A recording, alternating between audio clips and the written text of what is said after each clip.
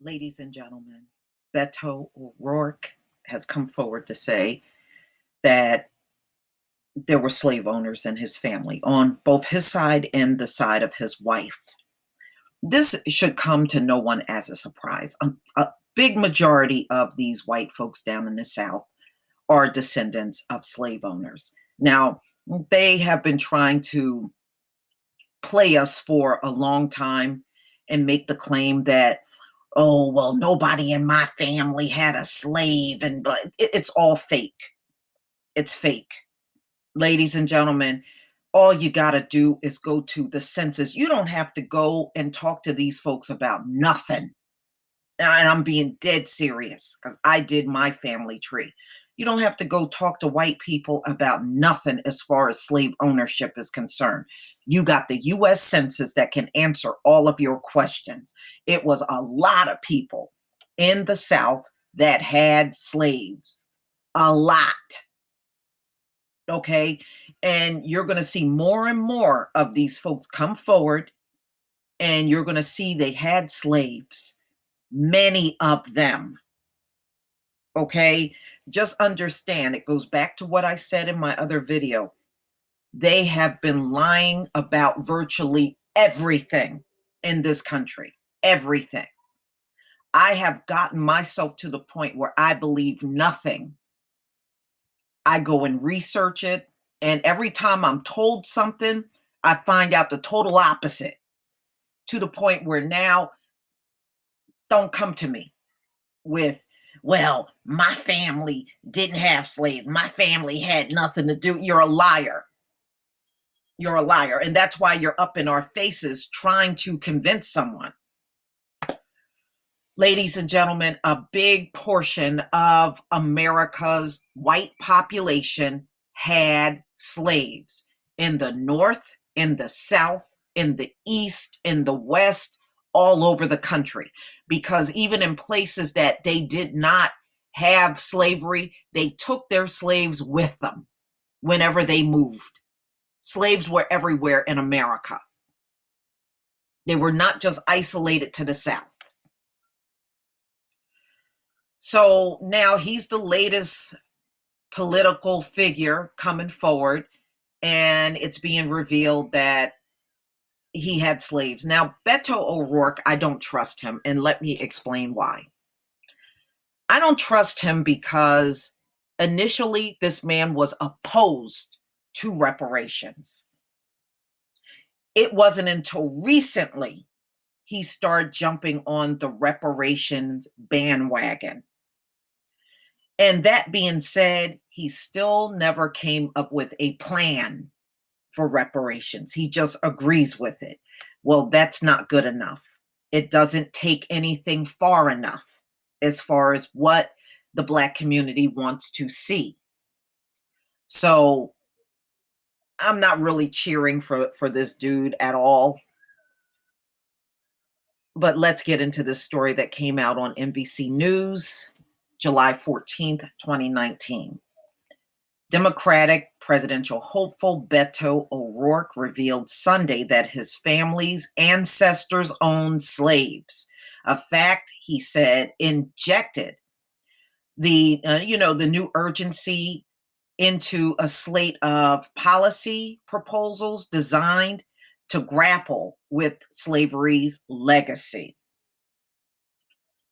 Ladies and gentlemen, don't ever be surprised about hearing these stories. You know, you should damn near expect it from most of them. So, in a post on Medium, O'Rourke wrote that his parental great grandfather enslaved two women, Eliza and Rose, and it was in the 1850s. A maternal ancestor may have also owned slaves, he wrote, which we know because 40% of slave owners were white women. So he's right. So his wife's side also owned slaves, he wrote. So the Guardian first reported O'Rourke's family history, saying that an abundant documentation exists on the website Ancestry.com of the couple's slave owning ancestors and their support for the Confederacy. Again, very common things, especially out of the South. And he is from Texas, so it's really not that surprising. In the Medium post, O'Rourke said he and his wife recently received documents that listed Eliza and Rose in a property log. Sunday's revelation comes 1 week after NBC News reported that two great-great-grandfathers of Senator Majority Leader Mitch McConnell owned 14 slaves. Yes. And they also talked about Obama's white side of the family having slaves.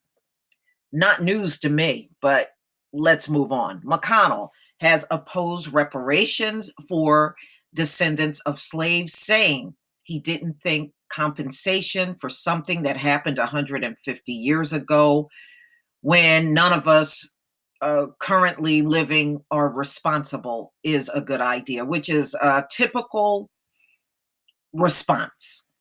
I heard that same response when I was a kid.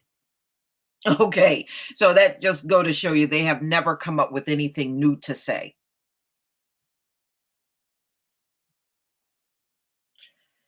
In Sunday's post, O'Rourke attributed America's stark differences in opportunities and outcomes depending on race to slavery and the generations of institutionalized racism that followed. That only increases the urgency, I feel, to help change this country so that it works for those who have been locked out of or locked up in this system, he wrote. O'Rourke said he supported reparations and proposed changes to education, economic, healthcare, and criminal justice policies to deliver on its responsibility. But you know what? He left out any type of financial restitution. Always listen closely to what they're saying, ladies and gentlemen. See, he is for reparations as long as he can take his pen and stroke out some programs for us, but no financial restitution to clear up the wealth gap that has been going on in this country for hundreds of years. Nobody seems to be complaining about that. So, speaking recently to NBC News, Louis Kane, professor of, okay, so he's from Loyola University, Chicago. I knew somebody that went there years ago that I went to high school with. And an expert on the economics of slavery. The bottom line is America got all of their economy from slavery. They didn't get it from anywhere else. All you got to do is go and Google slave economy. That was the only kind of economy America had. There was no other economy that was making money for this country. So they can't make the claim, well, we were wealthy from this, we were wealthy from that. No, you were wealthy from slavery and only slavery.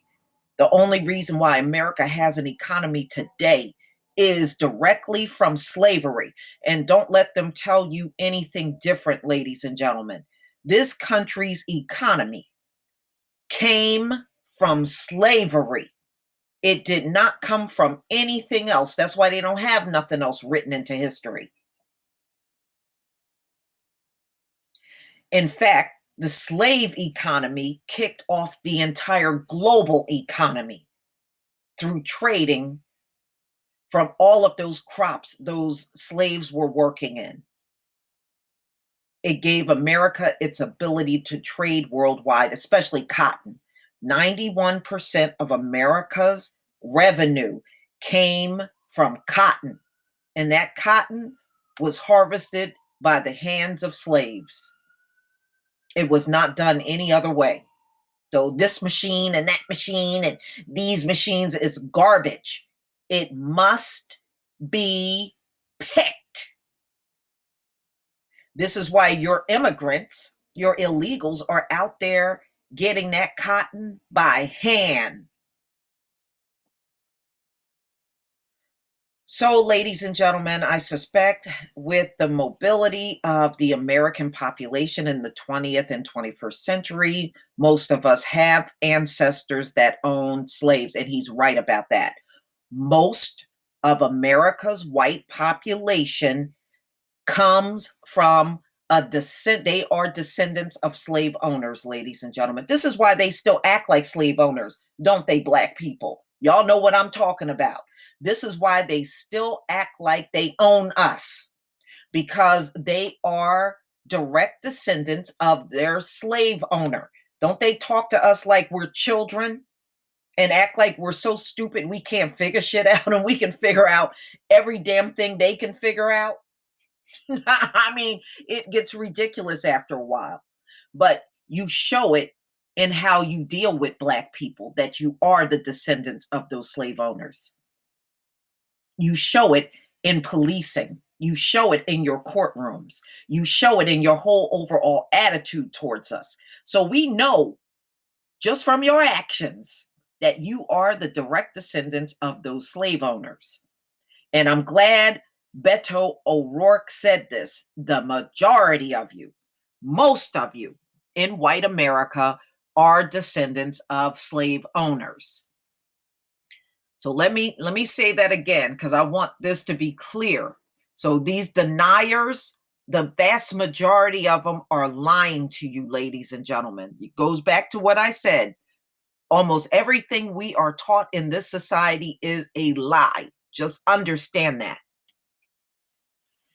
I suspect with the mobility of the American population in the 20th and 21st centuries, most of us have ancestors that owned slaves, including many individuals who did not arrive until well after the Civil War, Kane said. The responsibility for what happened was collective, not individual. So even these people that are sitting around and saying, well, my family's from Germany and we didn't come until after the Civil War, they still have relatives here on American soil that owned slaves. My family came from Scotland. My family came from Ireland. My family came from the moon. They still are direct descendants of relatives that had slaves in America. Ladies and gentlemen, never ever forget that. Please leave your comment and subscribe. Don't forget to hit on the notification bell, and I'll see you on the next video. Peace, family.